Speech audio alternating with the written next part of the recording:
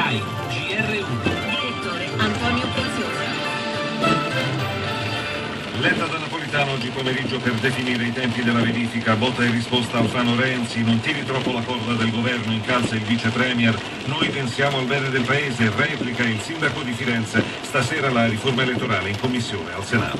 Grillo, pronto l'impeachment per Napolitano, durissimi attacchi al governo, IMU, politiche, annuncia faremo un referendum sull'euro, un giorno di follia, commenta il PD, Cicchitto e Gasparri difendono il Quirinale.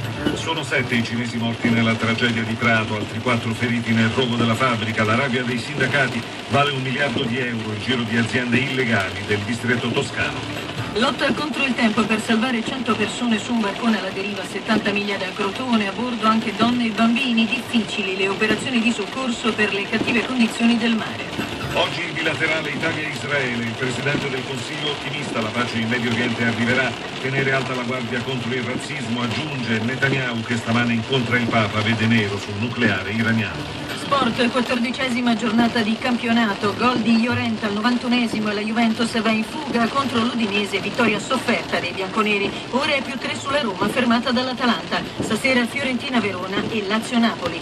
Basket, continua la favola di Brindisi, 7ª vittoria in 8 partite per i pugliesi, sempre da soli in testa alla classifica. A tutti una buona giornata da Massimo Giraldi e Simona.